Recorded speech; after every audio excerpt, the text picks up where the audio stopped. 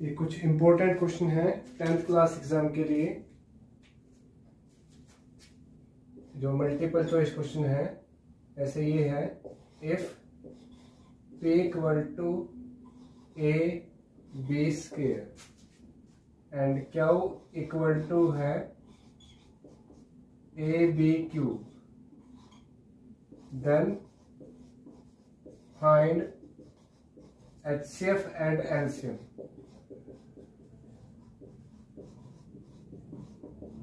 HCF और LCM find करना है, तो देखिए इसको जैसे वो प्राइम फैक्टराइजेशन है उसकी हेल्प से करेंगे। और यहाँ A और B क्या है, प्राइम नंबर। इस तरह से आएगा question, where A and B are prime number.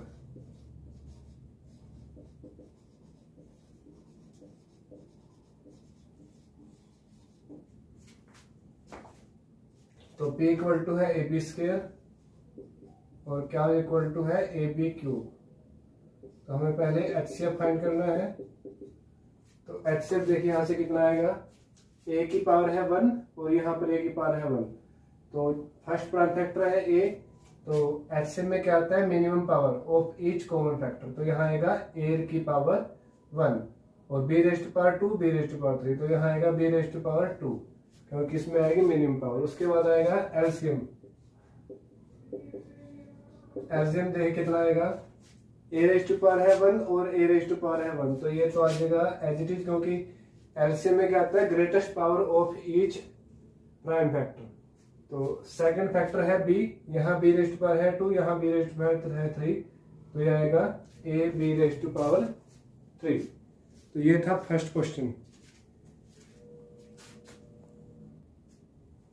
अभी सेकंड क्वेश्चन है, देखिए कि if 3 numbers are in the ratio 3:5, 4:5 and their LCM is 1200, तो फाइंड देयर HCF। ये आपको ऑप्शन दे हैं कि इनमें से क्या HCF आएगा। ये क्वेश्चन डायरेक्टली भी आ सकता है आपके पास 2 मार्क्स में सोल्व करना, और जो मल्टीपल चॉइस क्वेश्चन है उसकी फॉर्म में भी आ सकता है। तो देखिए सॉल्यूशन देखिए आप इसका, 3 numbers are in the ratio 3:4:5। तो अगर 3 नंबर इस रेशो में है तो हम उनके पीछे x कंसीडर कर लेते हैं। तो 3 नंबर्स आर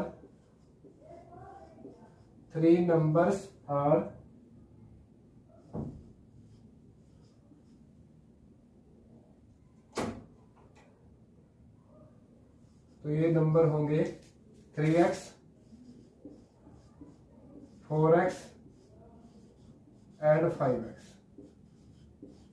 अगर ये नंबर रेशो में है तो ये होंगे 3x, 4x और 5x। तो ये क्योंकि अगर कोई नंबर रेशो में दिया हो तो उसके पीछे हम x या कोई और नंबर लगा देते हैं। तो अभी इनका एलसीएम दिया हमें, और अगर हम वैसे इनका एलसीएम निकाल लें प्राइम फैक्टराइजेशन से 3, 4 और 5 का, तो इनका एलसीएम आएगा 60।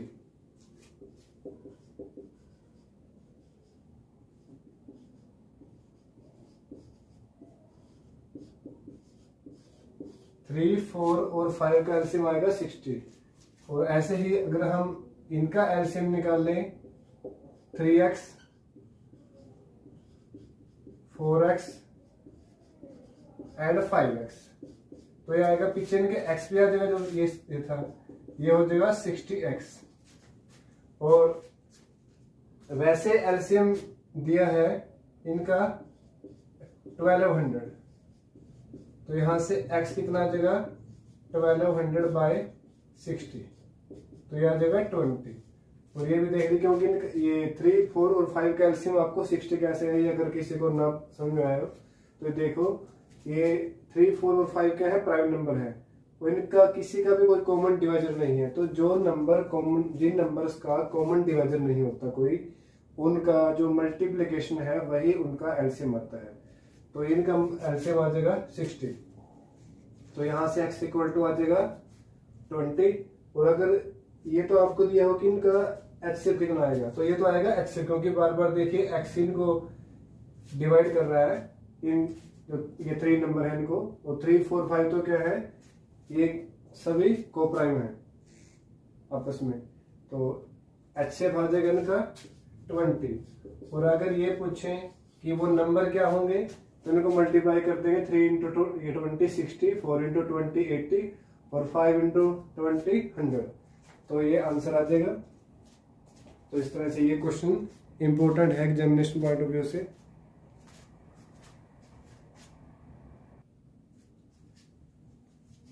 नेक्स्ट क्वेश्चन है, if the sum of the zeros of quadratic polynomial this is equal to their product, तो देन के इक्वल टू, इनमें से देखना है कि क्या आएगा।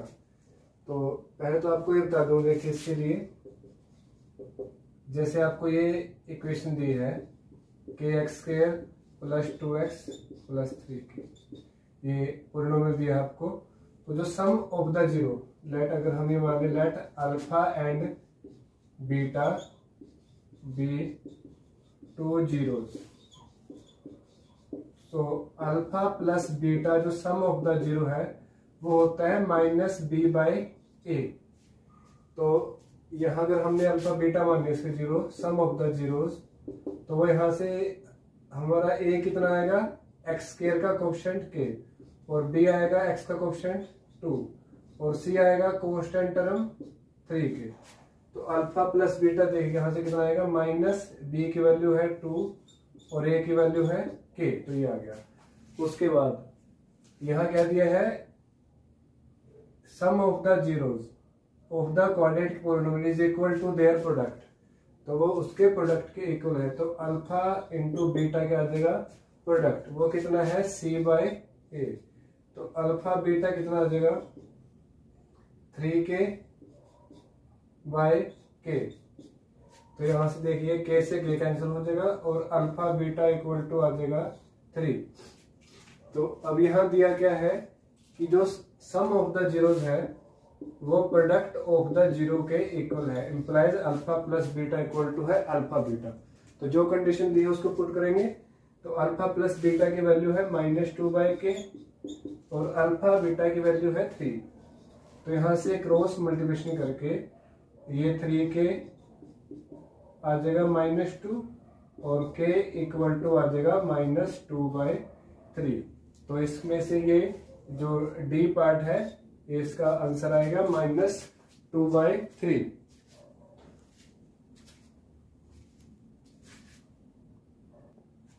नेक्स्ट एक MCQ क्वेश्चन है, if the one of the zeros of the quadratic polynomial is if the one is reciprocal of the other, तो then the value of k is, ये ऑप्शन दिए हैं, a equal to 3, b equal to -3, और c equal to है 1/3, और d equal to है -1/3। If one of the zeros of the polynomial, कि अगर जो ये पॉलिनोमियल है, अगर इसकी एक जीरो जो दूसरी जीरोस है उसका रेसिप्रोकल है, तो देखिए बिल्कुल सिंपल क्वेश्चन है, बस आपको एक बार अंडरस्टैंडिंग करनी है। लेट 1 0 ये मान ली अल्फा, लेट सेकंड 0 ये मान ली हमने 1/अल्फा, क्योंकि इसमें दिया है गया है कि 1 0 of the polynomial is reciprocal of the other. तो अब हम यहां से क्या निकाल लेंगे, प्रोडक्ट ऑफ जीरोस, उसका कारण बताएंगे आपको। जो प्रोडक्ट ऑफ द जीरो है वो होता है c/a, और जो ये पर्टिकुलर जो आपके पास पॉलिनोमियल है इसमें से a कितना है 3, b कितना है 8, और c है k। तो यहां से जो ये आएगा product of the zero c/a। और वैसे जीरो क्या है, एक अल्फा है और दूसरी है 1/अल्फा, क्योंकि दिया है कि वो क्या है, रेसिप्रोकल है एक दूसरे का। तो एक अल्फा तो दूसरे क्या गया 1/अल्फा, और c की वैल्यू कितनी है a, और a की वैल्यू है 3। ये अल्फा से अल्फा कर ये यहाँ कैंसिल हो गया, तो k/3 इक्वल टू आ गया 1, और k इक्वल टू आ गया 3 × 1 3, तो k की वैल्यू आ गई यहां से 3, तो ये आंसर है इसका। और ये हमने इसका इसमें जीरोस लिया, ये प्रोडक्ट ऑफ द जीरोस लिया क्योंकि ये इसके बाद प्रोडक्ट करने के बाद ये इसके रेसिप्रोकल है एक दूसरे का, तो ये कैंसिल हो जाएंगे। अगर किसी क्वेश्चन में ऐसे दिया हो कि the sum of the zeros is, या 2 zeros are negative of each other, तो हम सम लेंगे, उसमें सम ऑफ द जीरोस के मेथड से नहीं निकाल लेंगे। इसमें रेसिप्रोकल दिया तो इसको प्रोडक्ट ऑफ द जीरो से निकाल लेंगे।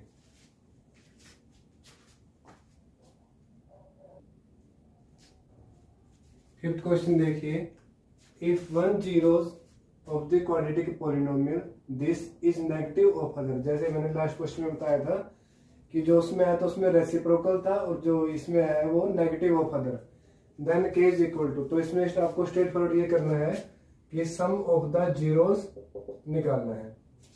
तो पहले पॉलिनोमियल को रीअरेंज करेंगे, रीअरेंज देख कैसे, पहले इसमें x का कोएफिशिएंट बनाएंगे हम, इसमें यहां भी x की फॉर्म में है और यहां भी, तो हम करेंगे इसको 2x square 6x minus 6kx minus 7, तो यहां से आ जाएगा 2x स्क्वायर और ये आ गया 6 माइनस 6k और यहाँ x और माइनस 7, तो यहाँ से a आया 2, b आया 6 माइनस 6k और c आया माइनस 7। तो अगर हम यहाँ से अल्फा और बीटा को मान लें 0, let alpha and beta be 2 zeros, तो देखिए यहाँ दिया है नेगेटिव ऑफ अदर, तो एक तो आ गया अल्फा, तो बीटा कितना आएगा माइनस अल्फा, क्योंकि जो दोनों जीरो है वो एक दूसरे का नेगेटिव है, तो एक अल्फा तो दूसरे के, तो कितना आएगा माइनस अल्फा। तो अगर हम इनका ये अरे करें अल्फा प्लस बीटा, तो ये होता है माइनस बी बाई ए, और यहाँ से अल्फा देखिए अल्फा है, बीटा की वैल्यू है माइनस अल्फा, तो माइनस बी की वैल्यू है 6 माइनस 6k और a की वैल्यू है 2, तो ये आ गया 0 और 6 minus 6k by 2 equal to 0, तो यहाँ से अगर हम क्रॉस मल्टीप्लाई करें तो 6 माइनस 6k इक्वल टू आ गया 0 और 6k इक्वल टू आ गया 6 और k इक्वल टू आ गया 6 बाई 6, तो k की वैल्यू आ गई यहाँ से 1, तो हमारे पास ये बी ऑप्शन ये करेक्ट आएगा इसका। तो ये ध्यान में रखना स्टूडेंट, अगर दिया है 0 if the 1 zeros is reciprocal of the other, तब हम प्रोडक्ट ऑफ द जीरोस करेंगे, और अगर ये दिया है कि if the 1 zeros is negative of other, तब हम सम ऑफ द जीरोस करेंगे। तो इन मेथड से हम इजीली क्वेश्चन को कर सकते हैं। ये नेक्स्ट क्वेश्चन है, for what value of k the pair of linear equation this and this has unique solution। तो पहले हमें ये देखना पड़ेगा कि यूनिक सॉल्यूशन किसके लिए होता है। जो यूनिक सॉल्यूशन होता है उसके लिए हमारे पास ये कंडीशन होनी चाहिए a1 बाई a2 और ये नॉट इक्वल होना चाहिए b1 बाई b2, तो तब होता है यूनिक सॉल्यूशन। ये जो इंटरसेक्टिंग वाला केस होता है उसके लिए होता है। तो पहले यहां से फाइंड करेंगे a1 है 2, b1 है 3, c1 है 5 और a2 है k और b2 है 4 और c2 है -10। तो इसके बाद देखिए ये कंडीशन है कि a1 by a2 2 by k not equal होना चाहिए b1 बाई b2, तो ये है 3 बाई 4।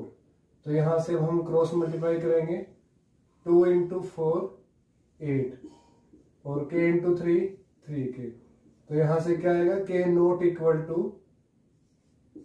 8 बाई 3, तो ये k की वैल्यू आएगी।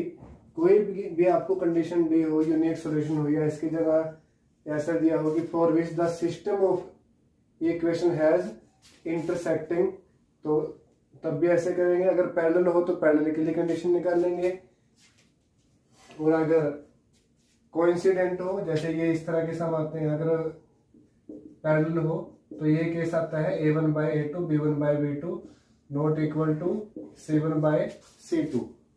उसके साथ ही ये अगर कोइंसिडेंट हो तो उसके लिए आता है a1/a2 और इज इक्वल टू b1/b2 और इज इक्वल टू c1/c2। तो उसके लिए ये तीनों केस इक्वल आते हैं, a1/a2 is equal to b1/b2 is equal to c1/c2। और ये आता है, ये पैरेलल के लिए, ये कोइंसिडेंट के लिए। ये नो सॉल्यूशन के लिए भी आ सकता है कि अगर आपको यहां दिया गया जैसे इसमें है हैज नो सॉल्यूशन या हैव इनफाइनाइटली मैनी सॉल्यूशन, तब इस तरह से निकाल लेंगे, अदरवाइज ऐसे निकाल लेंगे। तो ये एक ही स्टेप का क्वेश्चन आ सकता है। नेक्स्ट क्वेश्चन है the pair of linear equation 2x + 3y = 5 and 4x + 6y = 10 is consistent है या इनकंसिस्टेंट है या डिपेंडेंट कंसिस्टेंट है या नन ऑफ दीज है। तो इस क्वेश्चन के लिए जो अदर केस है उनको भी मैं साथ साथ करा देता हूँ। देखिए कंसिस्टेंट इनकंसिस्टेंट आपने इस तरह से रिमेंबर करना है। पहले तो आपने ये सब रेशो निकालनी है, a1/a2 b1/b2 और c1/c2। अगर ये सभी इक्वल हैं तब क्या आएगा, कंसिस्टेंट। या सभी नॉट इक्वल हैं, जैसे हम फर्स्ट से ही बोल सकते हैं कि अगर फर्स्ट कंडीशन आ गई ये, तब ये क्या है, नॉट इक्वल है। लेकिन नॉट इक्वल की भी कंसिस्टेंसी है और इक्वल की भी कंसिस्टेंसी है, तो वो दोनों केस होंगे कंसिस्टेंट। और अगर एक केस ऐसा आ गया कि एक बार इक्वल है और एक बार इक्वल नहीं है, तब क्या आएगा, इनकंसिस्टेंट। तब आएगा इनकंसिस्टेंट। तो ये अगर ये दोनों केस आ गए, या तो सारे इक्वल है या नॉट इक्वल है, तब तो आएगा कंसिस्टेंट। और अगर एक बार इक्वल और एक बार नॉट इक्वल है तब आएगा इनकंसिस्टेंट। तो इस क्वेश्चन में हम ये पहले फाइंड करेंगे a1/a2 और b1/b2 और c1/c2। तो पहले हम a1 a2 b1 b2 और c1 c2 निकाल लेते हैं। अब यहां से a1 देखिए कितना आएगा, a1 आएगा 2 और b1 आएगा 3 और ऐसे ही c1 आएगा 5 और a2 आएगा 4 और b2 आएगा 6 और c2 आएगा 10। तो इसके बाद a1/a2 देखिए, ये आएगा 2/4 1/2 और b1/b2 आएगा 3/6 1/2 और c1/c2 आएगा 5/10, ये भी आ गया 1/2। तो ये सभी कैंसिल होके सेम आगे 1/2 1/2। तो इसमें क्या करेंगे, a1/a2 इक्वल टू है b1/b2 इज इक्वल टू है c1/c2। तो ये क्या आएगा, देखिए कंसिस्टेंट आएगा। तो इसको और क्या बोलेंगे, तो ये कंसिस्टेंट होगा क्योंकि इसमें सभी केस इक्वल है। क्योंकि इसमें सभी केस इक्वल है तो ये आ जाएगा कंसिस्टेंट।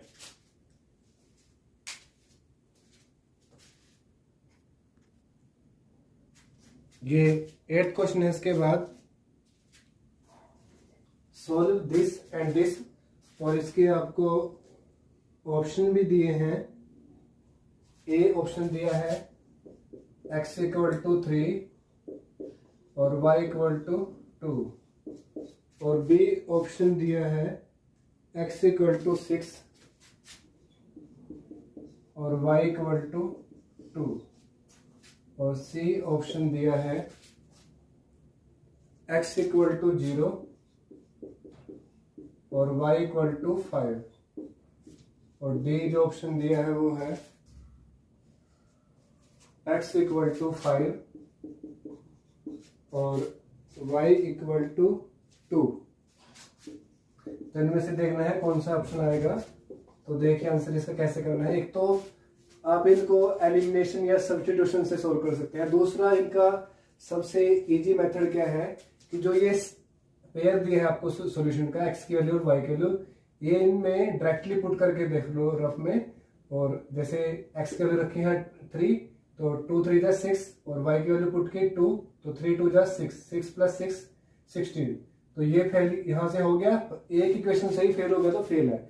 उसके बाद ये b में x इक्वल टू 6 है, 2 6 4 12, और y की वैल्यू है 2, तो 3 2 जा 6 12, ये आ गया 12 प्लस 6 18, तो ये भी कैंसिल है और ये भी नहीं आएगा। उसके बाद x की वैल्यू पुट की 0, तो 2 इंटू 0 0, और y की वैल्यू पुट की 5, तो 3 इंटू 5 15, तो ये भी कैंसिल है। तो जब ये तीनों नहीं आए तो इसका मीनिंग ये डी पार्ट आएगा। या वैसे भी अगर इसको पुट करके देखा, x की वैल्यू 5, 2 5 जा 10, और 3 2 जा 6, 10 प्लस 6 16, तो ये दोनों इक्वेशन को पास कर देगा ये। तो यहाँ से डी सॉल्यूशन आ जाएगा इसका। तो इस तरह से इस तरह का जो कोई भी क्वेश्चन आ गया, हमने ऐसे पुट करके देखना है डायरेक्टली, तो इसका सॉल्यूशन आ जाएगा।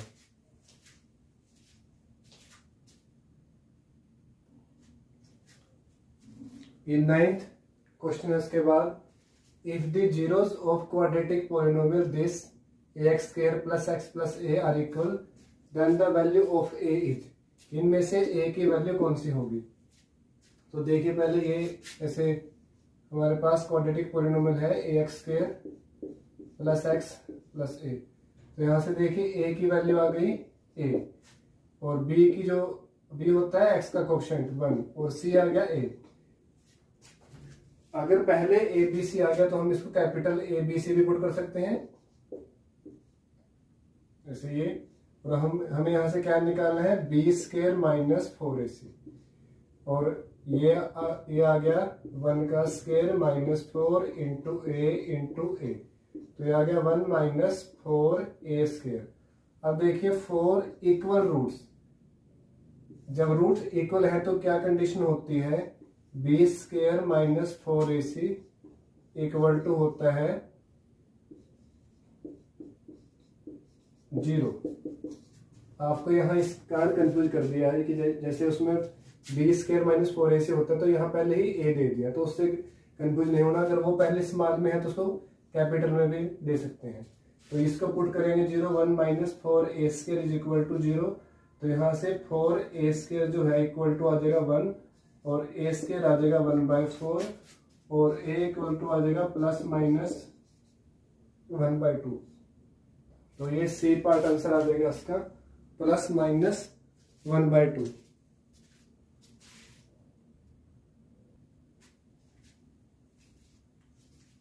ये 10th क्वेश्चन है, ये 5th चैप्टर में से है, एपी में से। Which one is AP series. देखिए आपको इस तरह के बहुत सारे सम अपने एनसीईआरटी में कर लिए होंगे कि find the left term from this AP, या which is 250th term from this AP की एक एपी दिया आपको, उसमें से आपको ये दिया कि जो 253 है वो कौन सी टर्म होगी। तो इस तरह के सम दिए होंगे। ये एक अलग सा क्वेश्चन है, बिल्कुल इजी है। ऐसे ये है which one is AP series, कि इनमें से कौन सी एपी सीरीज है। तो एपी सीरीज कौन सी होगी, जिसमें जो कॉमन जो डिफरेंस है, कॉमन डिफरेंस वो सेम होगा। जैसे ये है a1 है a, a2 है a स्क्वायर, a3 है a क्यूब। तो इसमें पहले निकालेंगे a2 माइनस a1, तो ये आएगा a स्क्वायर माइनस a, तो a कॉमन आ गया और ये आ गया a माइनस 1। उसके बाद a3 माइनस a2, ये आएगा a3 और ये, तो यहाँ से a स्क्वायर कॉमन और ये आ गया a माइनस 1। तो देखिए इसके बाद ये कॉमन डिफरेंस यहीं से है कि ये सेम नहीं है। तो ये AP नहीं है। तो ये हमने देख लिया कि ये AP नहीं है। उसके बाद ये हम बी पार्ट में जाएंगे। बी पार्ट देखिए, ये 1 का स्क्वायर आ जाएगा 1, और A2 है, सेकेंड टर्म है 3 का स्क्वायर 9, A3 थर्ड टर्म है 5 का स्क्वायर 25, A4 है 49। तो A2 माइनस A1 निकाल लिया, 9 माइनस 1 8, और A3 माइनस A2 निकाल लिया, 25 माइनस 9 16, और A4 माइनस A3 निकल गया, ये आ गया 49 माइनस 25, ये आ गया 24। तो ये देखिए जिनमें कॉमन डिफरेंस है वो सेम नहीं है, तो ये भी क्या होगा, this is not an AP। और जो थर्ड, आप डायरेक्टली भी देख सकते हैं, आपको सोल्व करने की जरूरत नहीं है। जैसे ये है, इसमें C पार्ट में A1 है A और A2 है 2A, A3 है 3A और A4 है 4A। तो यहां से A2 माइनस A1 आएगा 2A माइनस A, और A3 माइनस A2 आएगा 3A माइनस 2A, ये भी A, और A4 माइनस A3 आएगा 4A माइनस 3A, ये भी आ गया A। तो ये सब सेम है, तो क्या लिखेंगे इसको कि दिस इज एन AP। तो इसका आंसर आएगा C। तो इस तरह का एक क्वेश्चन आ सकता है।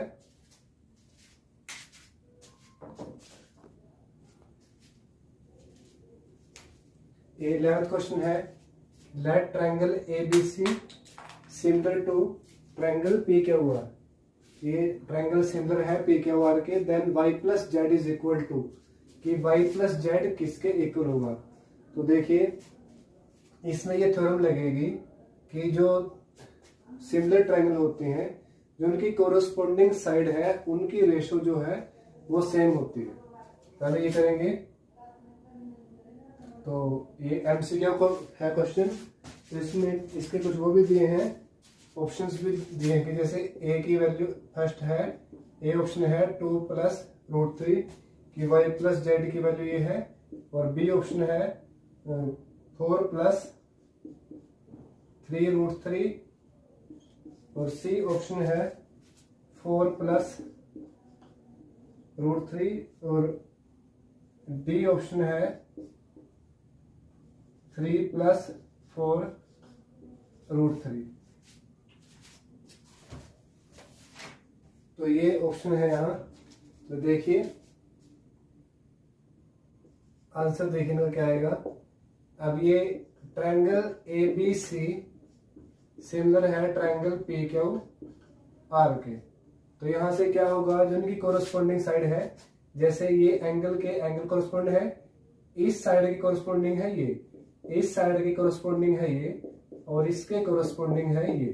तो पहले हम y और z निकालेंगे, उसके बाद फिर ये इनकी वैल्यू को ऐड करते हैं। तो यहां से क्या आएगा कि AB by PQ equal to आ जाएगा BC बाय QR, और इज इक्वल टू आ जाएगा AC बाय PR।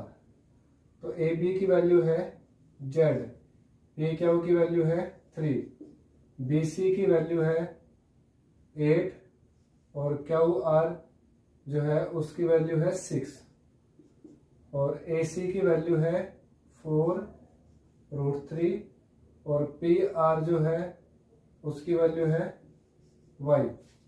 तो यहां से जो फर्स्ट टू इक्वेशन है, पहले हम इनको उठाएंगे यहाँ से, z by 3 is equal to 8 by 6, तो यहाँ से क्रॉस मल्टीप्लाई करेंगे, 6z इक्वल टू आएगा 8 3 जा 24, तो z इज इक्वल टू आएगा 24 बाई 6, तो z इक्वल टू आएगा 4। उसके बाद फ्रॉम लास्ट टू देखिए कितना आएगा, 8 बाई 6 इज इक्वल टू आएगा 4 रूट 3 बाई y। तो यहाँ से क्रॉस मल्टीप्लाई करेंगे, 8 into y is equal to आएगा 6 इंटू 4 24 रूट 3।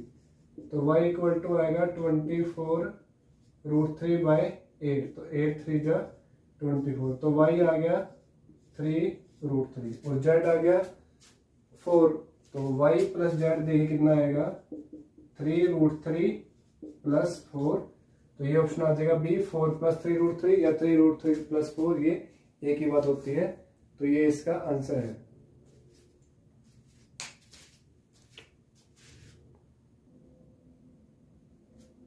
ये इसके बाद 6.2 में से है क्वेश्चन, या उसके एग्जाम्पल में से है कि इन द गिवन फिगर जो DE है वो पैरेलल है BC के, तो then the value of AC है, तो इनमें से क्या आएगी, ऑप्शन दिए है 2.7, बी दिया है 1.5 और सी दिया है 2.4 और डी दिया है 3 सेंटीमीटर। तो इनमें से तन है क्या आएगा, तो इसमें क्या है लगेगा कि जो बेसिक प्रोपोर्शनलिटी थ्योरम है उसकी जो एप्लीकेशन है वो है ये कि इसमें है DE पैरेलल है BC के, जो DE है वो BC के पैरेलल है, तो इम्प्लाइज क्या होगा AD by DB equal to होगा AE और डिवाइड बाई EC के।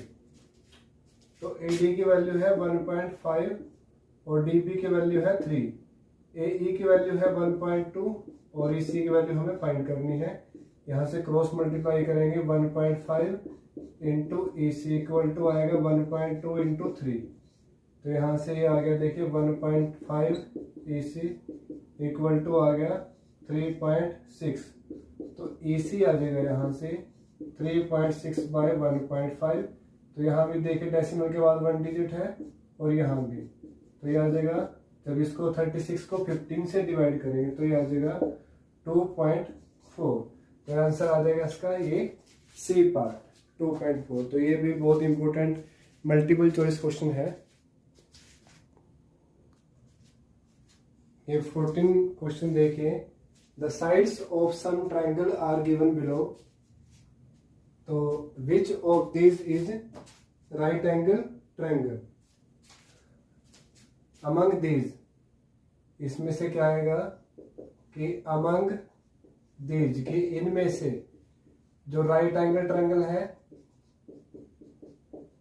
राइट ट्रायंगल इज, इनमें से राइट ट्रायंगल कौन सी होगी, तो उसके लिए देखिए क्या करेंगे, तो सबसे बड़ी साइड है उसका स्क्वायर करेंगे, जैसे 15 है ये आ गया 225, और छोटी जो साइड है जैसे 5 का स्क्वायर प्लस 12 का स्क्वायर, तो ये आएगा 25 प्लस 144, तो ये इक्वल नहीं आया है 225, तो इसका ये जो है राइट ट्रायंगल नहीं है।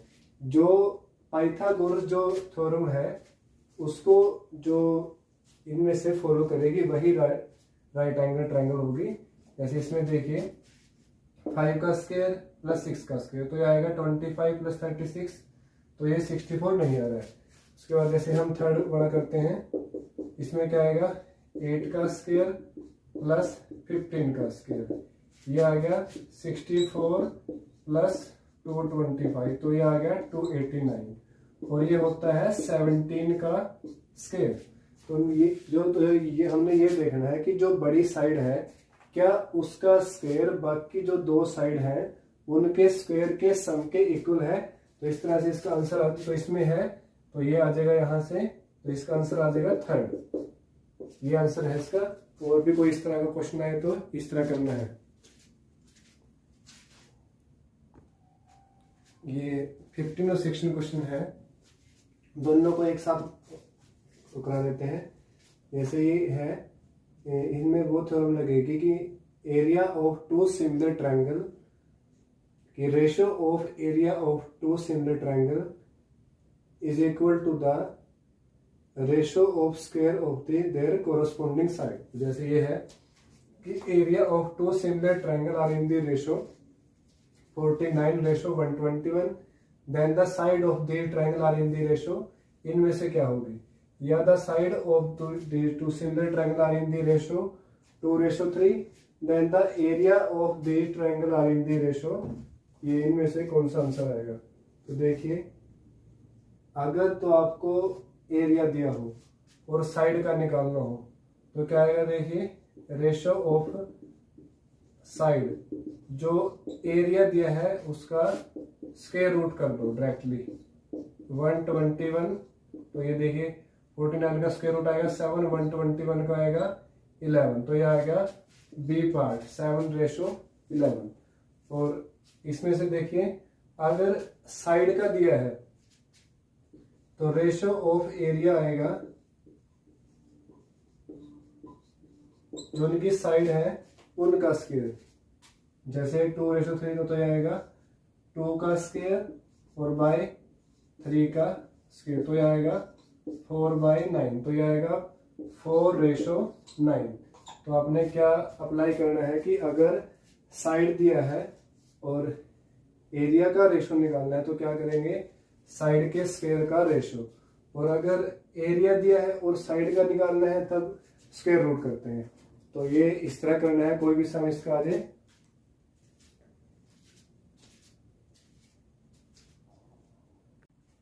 उसके बाद ये क्वेश्चन है, a ladder 10 metre long reach a window 8 metre above the ground.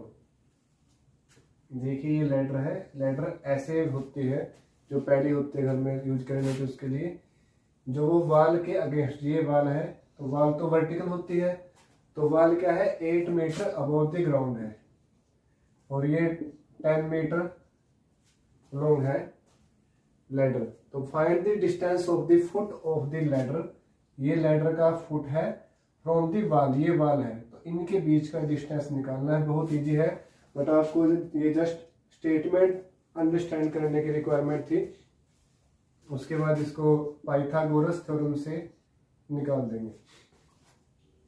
तो इसमें आएगा बाय पीजीटी रूल, क्या आएगा, जो बीसी का स्क्वायर प्लस AB का स्क्वायर वो इक्वल टू आ जाएगा AC का स्क्वायर, और BC हमें निकालना है, AB हमें दिया है 8 तो 8 का स्क्वायर, AC दिया है 10 का स्क्वायर, तो BC square plus 64 is equal to 100। तो BC स्क्वायर कितना आ जाएगा यहाँ से 100 माइनस 64, तो BC स्क्वायर आ गया 36, तो BC इक्वल टू आ गया 6। तो इस तरह से ये distance of foot of the ladder from the wall आ जाएगा 6 मीटर। तो ये ए पार्ट आ जाएगा इसका आंसर। ये अब जो नेक्स्ट क्वेश्चन है, ये आपको जो 7th चैप्टर है कोऑर्डिनेट ज्योमेट्री उसमें से है, इससे आपको जो बाकी क्वेश्चन है वो भी क्लियर हो जाएंगे। Distance of the origin from the point this, तो इसका क्या डिस्टेंस होगा ओरिजिन से, तो इसके ऑप्शन दिए हैं ए स्क्वायर माइनस बी स्क्वायर और ए स्क्वायर प्लस बी स्क्वायर, उसके बाद यही आएगा ए प्लस बी या ए डी पर, ये ऑप्शन है ए प्लस बी, तो इनमें से देखना क्या आएगा। तो अब हम इसका सॉल्यूशन निकालते हैं।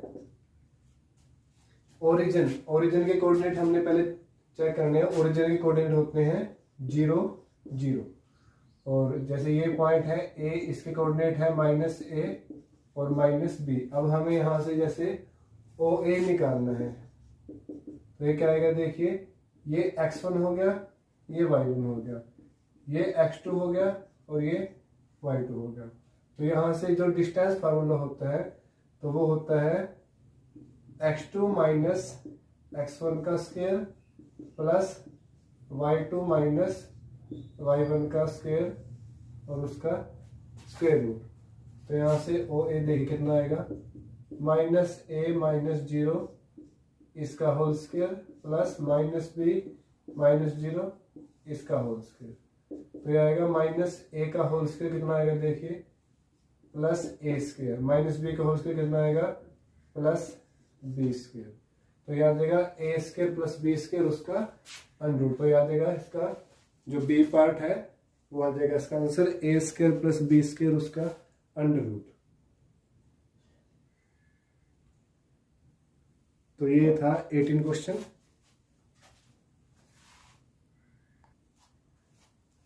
नेक्स्ट MCQ है the mid point of the line segment joining the point this and this.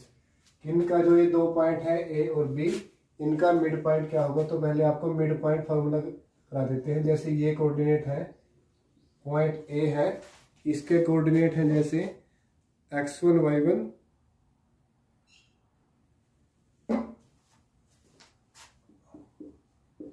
और पॉइंट B के कोऑर्डिनेट है x2 y2। तो जो मिड पॉइंट होगा लाइन AB का, तो उसके कोऑर्डिनेट होते हैं x1 प्लस x2 बाई 2 और y1 प्लस y2 बाई 2। इसमें देखिए इसके बाद तो यहां से मिड पॉइंट कितना आएगा, आ जाएगा मिड पॉइंट आ जाएगा ये x1 है, ये y1, ये x2 और ये y2। तो आ जाएगा x1 plus x2 minus 2 minus 6 by 2 8 minus 4 by 2। तो आ जाएगा माइनस 8 बाई 2, 8 माइनस 4 4 बाई 2।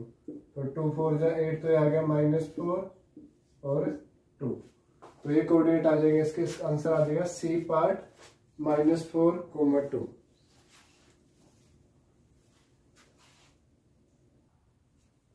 अब ये दो क्वेश्चन देखिए, दोनों क्वेश्चन एक ही टाइप के हैं और एक ही डायग्राम में क्लियर करा देंगे आपके। Distance of point XY from X axis and distance of point XY from Y axis, ये आपको यहाँ ऑप्शन दिए हैं। तो दोनों को देखिए, ये जैसे है X एक्सिस और ये Y एक्सिस, तो ये क्वाड्रेंट आ गए।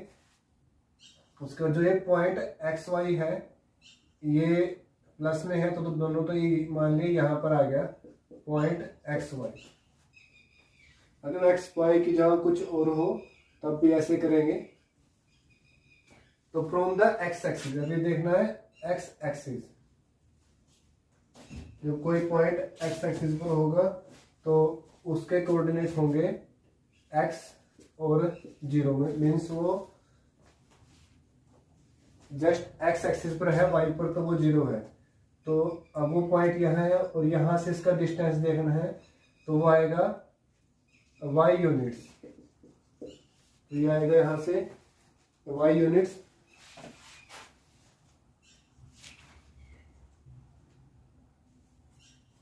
और y का भी देखिए, जब हम उसको डिस्टेंस फॉर्मूला अप्लाई करेंगे तो वो y स्क्वायर, और यहाँ से इसको हम ऐसे बोल सकते हैं मॉडुलस y आ जाएगा। तो ये b पार्ट आएगा इसका।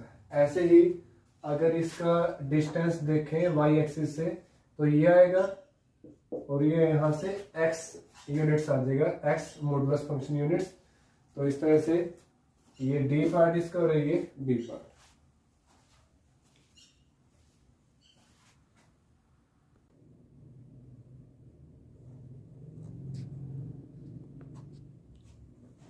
तो अब ये क्वेश्चन है, if the 4 vertices of parallelogram taken in order are these, ये 4 वर्टिसेस हैं, देन A रेशो B, तो इनमें से कौन सा ऑप्शन आएगा। देखिए ये ऑर्डर में दिए हैं, मीन्स जैसे फर्स्ट इसको लेंगे, सेकंड, थर्ड, फोर्थ, चाहे आप क्लॉकवाइज मूव कर लें चाहे एंटी क्लॉकवाइज, पर इनको ऑर्डर वाइज लेंगे। ऐसा नहीं है कि एक बार ये ले लिया फिर ये ले लिया, यहाँ ऑर्डर वाइज लेंगे।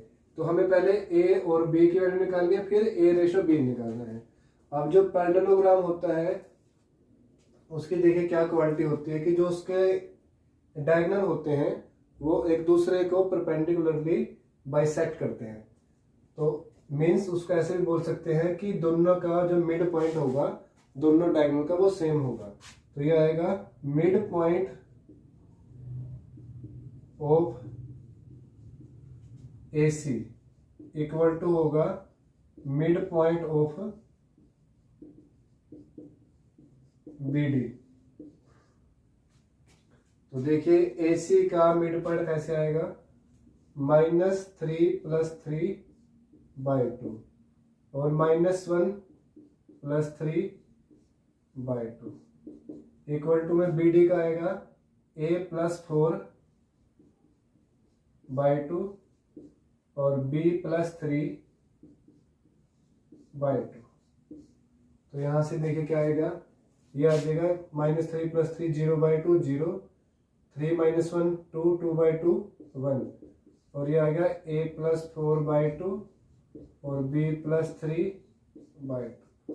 तो यहाँ से इनको जब हम इक्वेट करेंगे तो ये इसके इक्वल आ जाएगा और ये इसके इक्वल आ जाएगा। तो यहाँ से क्या करेंगे, a plus 4 by two equal to है 0 और यहाँ से a प्लस 4 आएगा 2 × 0, तो a प्लस 4 आ जाएगा 0 और a इक्वल टू आ जाएगा -4।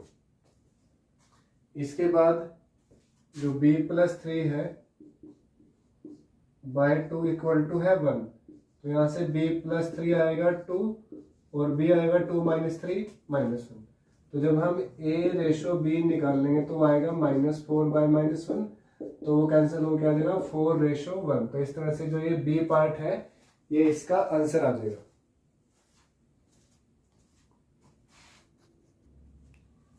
नेक्स्ट जो क्वेश्चन है वो आपको मल्टीपल चॉइस क्वेश्चन में भी पूछ सकते हैं और जो बड़े क्वेश्चन में उसके बेस पर आ सकते हैं।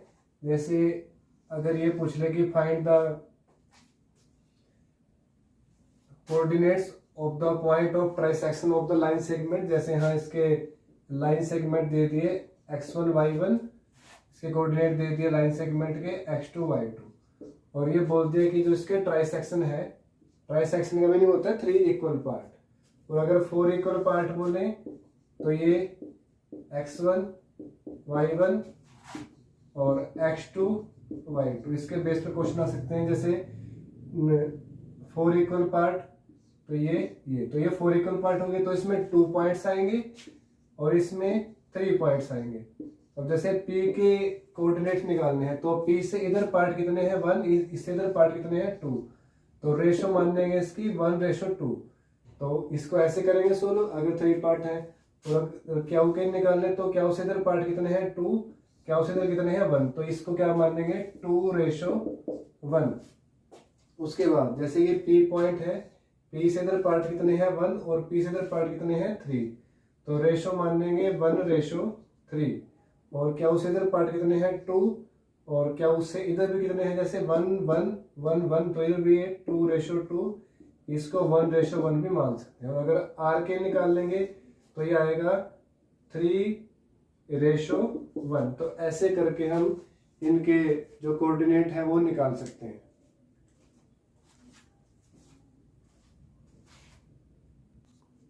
नेक्स्ट क्वेश्चन है जो 8th चैप्टर है ट्रिग्नोमेट्री, उससे है cos थीटा की वैल्यू दी है, then the value of the tangent theta is.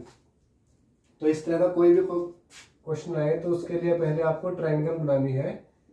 जैसे ये ट्रायंगल आ गई और यहाँ जो थीटा जो एंगल होता है ये तो होता है जैसे 90 डिग्री, तो जो एंगल लेंगे वो हमेशा बेस और हाइपोटेनस के बीच में लेंगे। तो जो cos थीटा होता है वो होता है base upon hypotenuse, means base है 12 यूनिट्स और हाइपोटेनियस है 13। तो पहले हम यहाँ से जो पाइथागोरस थ्योरम है उसका यूज करके हम यहाँ से ये निकाल लेते हैं, परपेंडिकुलर कितना आएगा हाइपोटेनियस का स्क्वायर माइनस बेस का स्क्वायर और उसका स्क्वायर रूट। तो हाइपोटेनियस कितना है 13, इसका स्क्वायर माइनस 12 इसका स्क्वायर। ये जल्दी जल्दी करा रहे हैं आपको एग्जाम टाइम के लिए। ये आ गया 1, ये 25 का स्क्वायर रूट आ जाएगा 5, तो इस तरह से ये आ गया 5। तो अगर ये जो राइट ट्रायंगल है उसकी तीनों साइड हमारे पास आ जाएंगी तो फिर उससे हम कोई भी वो निकाल सकते हैं। तो अब जैसे हमें टेंजेंट थीटा यहाँ से निकालना है, टेंजेंट थीटा के आपको कोई भी वैल्यू निकालनी हो, जैसे इस क्वेश्चन में तो टेंजेंट थीटा दिया है, तो टेंजेंट होता है परपेंडिकुलर अपॉन बेस। तो यहाँ परपेंडिकुलर है 5 और बेस है 12, तो ये आ जाएगा 5/12 और आंसर आ जाएगा इसका, सॉरी हाँ 5/12 आ जाएगा। परपेंडिकुलर है 5 और बेस है 12।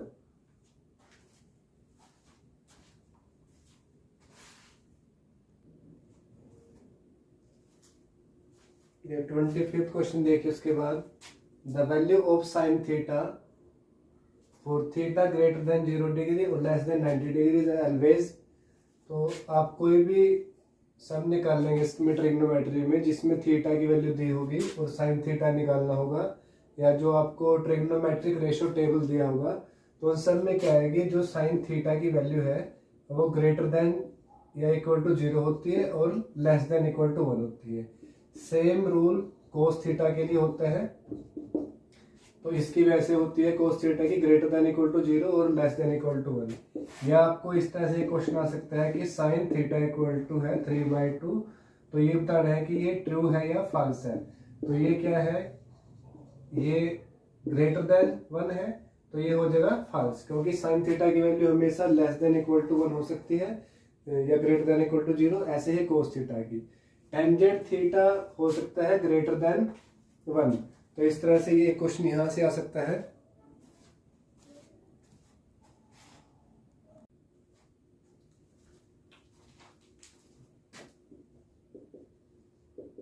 ये 26 क्वेश्चन है, if sine theta plus sine square theta equal to 1 then cos square theta plus cos raised to power 4 theta is equal to. तो इसकी वैल्यू हमें फाइंड करनी है। गिवन है sine theta plus sine square theta equal to 1 और हमें value find करनी है इसकी। देखिए हम यहां से कर सकते हैं sign theta plus sine square theta, जो ये आइडेंटिटी होती है कि जो वो होता है sine square theta plus cos square theta equal to होता है 1। हमने 1 की जगह ये पुट कर लिया sign square theta plus cos square theta. अब ये इक्वल से इधर सेम है sine square theta sine square theta, तो यहां से क्या आएगा, साइन थीटा इक्वल टू आ जाएगा कोस स्क्वायर थीटा, ये आ गया। उसके बाद देखिए हमें वैल्यू फाइंड करनी है cos square theta plus cos raised to power 4 theta की।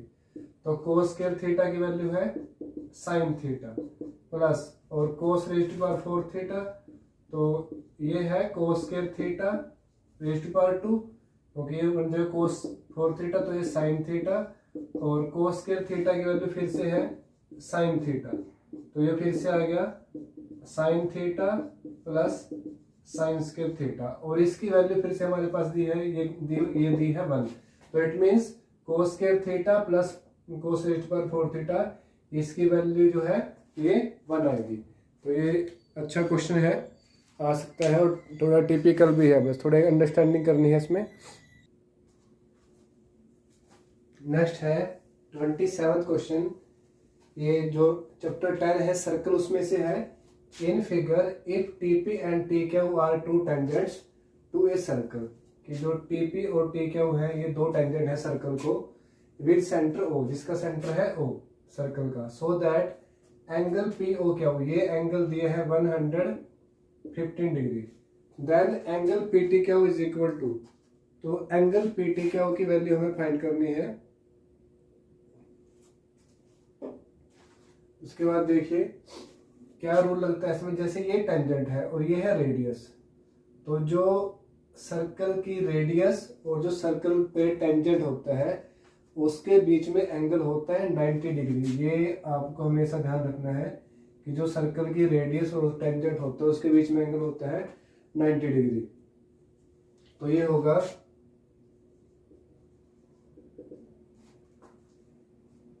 तो हमें ये फाइंड करना है, और ये थ्योरम भी है कि prove that angle between the radius and tangent is equal to 90 degree.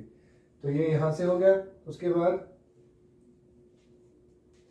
तो एक एंगल आ गया 90, एक 90 और एक 115, और जो एक क्वाड्रिलेटरल होता है इसके चारों एंगल का सम होता है 180 डिग्री। तो एक यहाँ से आ गया 90, उसके बाद है 115 डिग्री, फिर है 90 और फिर हमें एंगल पी टी क्यू जो है वो निकालना है और इनका सम होता है 360।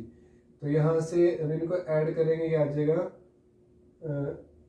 295 plus angle P T Q is equal to 360। तो एंगल पी टी क्यू आएगा यहाँ से 360 माइनस 295,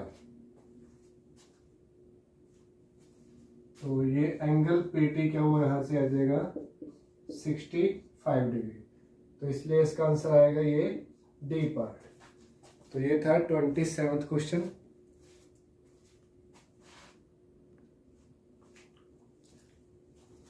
नेक्स्ट क्वेश्चन है ये, the ratio of circumference and diameter of the circle is, जो 12th चैप्टर है उसमें से है क्वेश्चन कि जो सरकमफ्रेंस और डायमीटर है सर्कल की, उनमें क्या वो रेशो होगा। तो जैसे ये है सरकमफ्रेंस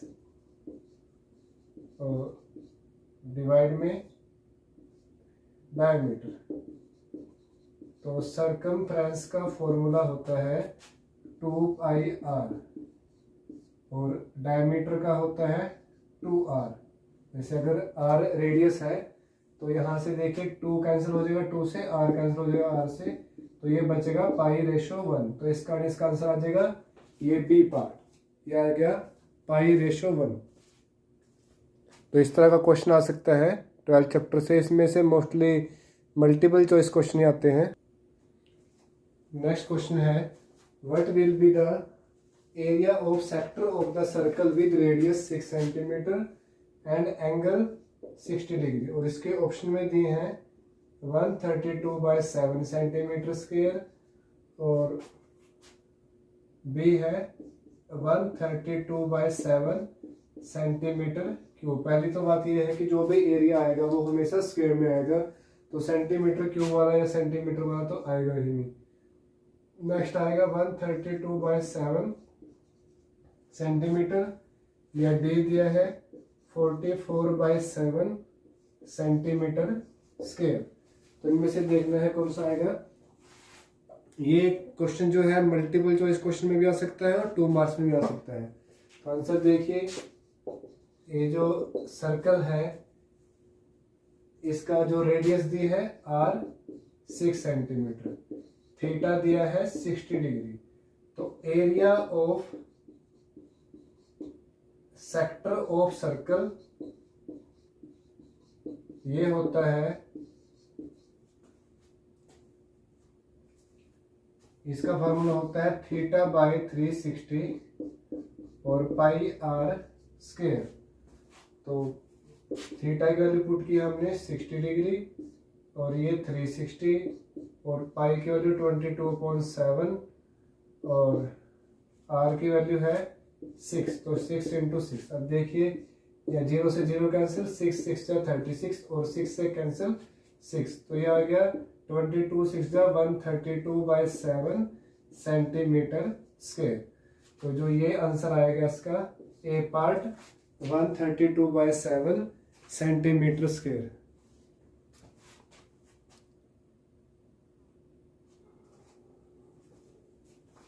थर्टीथ क्वेश्चन है, the radius of the base of the cone, जो कोन है इस शेप का, तो उसकी जो बेस है उसकी रेडियस है 4 सेंटीमीटर और जो स्लैंट हाइट है वो दी है 5 सेंटीमीटर।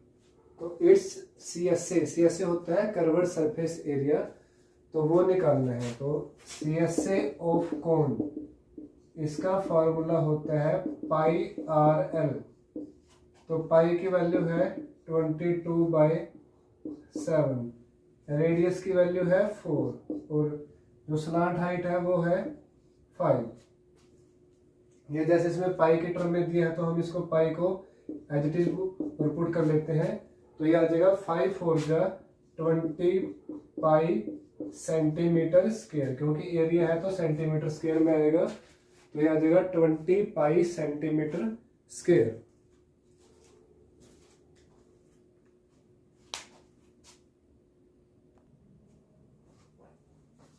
नेक्स्ट स्टूडेंट्स, ये 3 क्वेश्चन है चैप्टर नंबर 10 सर्कल से। सेम टाइप के क्वेश्चन है बट इनके आंसर डिफरेंट है। देखिए, maximum number of tangents from A point on the circle, जैसे ये सर्कल है और इस के एक पॉइंट से कितने टेंजेंट हो सकते हैं, तो यहाँ से जस्ट एक टेंजेंट ड्रा कर सकते हैं एक पॉइंट से। उसके बाद from A point outside the circle, जैसे अब ये पॉइंट आउटसाइड है तो इससे तो इसका आंसर आ जाएगा 1। और इस पॉइंट से from A point outside the circle, जैसे ये पॉइंट है आउटसाइड द सर्कल, इससे मैक्सिमम कितने टेंजेंट जो है वो ड्रा कर सकते हैं, तो इसका आंसर देखिए आएगा ये इस पॉइंट से 1 और ये 2, तो 2 टेंजेंट ड्रा कर सकते हैं, तो इसका आंसर आएगा सी। जो एक पॉइंट ऊपर है टेंजेंट इसके सर्कल के, उससे तो हम एक टेंजेंट ड्रा कर सकते हैं, और जो आउटसाइड है उससे 2 टेंजेंट ड्रा कर सकते हैं। उसके बाद नेक्स्ट है how many maximum tangent can a circle है, जैसे कोई भी सर्कल है तो उसके इस पॉइंट से टेंजेंट ड्रा कर सकते हैं, इस पॉइंट से, इस पॉइंट से, इस पॉइंट से, तो उसका क्या आएगा इनफाइनाइटली मैनी, इनफाइनाइट। तो ये देखिए इसमें जितने भी टेंजेंट ड्रा करते हैं हम एक सर्कल को, तो इसका आंसर आएगा इनफाइनाइट। तो ये सेम टाइप के क्वेश्चन है और आंसर इनके डिफरेंट है, तो ये क्वेश्चन इंपॉर्टेंट है, आ सकते हैं। नेक्स्ट 34th क्वेश्चन है जो 14 चैप्टर है उससे है कि the relationship between mean, median and mode for a frequency distribution, तो इनमें से कौन सा होगा, तो देखिए ये डी पार्ट आएगा इसका आंसर कि क्या रिलेशनशिप होगी इसके मीन, मीडियन और मोड के, तो मोड इक्वल टू होगा 3 मीडियन माइनस 2 मीन। यहां से आपको इस तरह भी आ सकता है कि जैसे मीडियन, मीन या मोड में से किन्हीं 2 की वैल्यू दी होगी और थर्ड की हमें वैल्यू निकालनी होगी, तो इस तरह से इसके बेस पर क्वेश्चन आ सकता है। बहुत इंपॉर्टेंट टॉपिक है ये।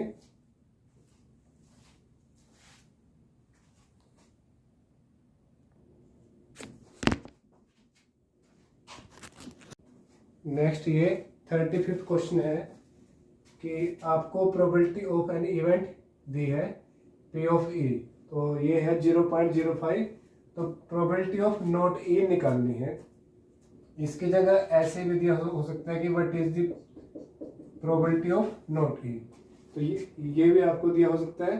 तो क्या है, क्या रूल लगेगा इसमें, ये फॉर्मूला लगेगा कि जैसे probability of E probability of not E ये इक्वल टू होता है 1, तो हमें यहाँ से प्रोबेबिलिटी ऑफ नॉट E निकालनी है, तो वो कितनी आएगी 1 माइनस प्रोबेबिलिटी ऑफ E, तो यहाँ से आएगा 1 माइनस 0.05, तो ये सोल्व करके आ जाएगा 0.95, तो इसका आंसर आएगा ये। तो इस टाइप का से अगर ये आ जाए हमारे पास प्रोबेबिलिटी ऑफ नॉट E दिया हो और प्रोबेबिलिटी ऑफ E निकालनी हो, तो वो भी हम कैसे निकाल लेंगे, P ऑफ E नोट, तो ऐसे निकाल सकते हैं।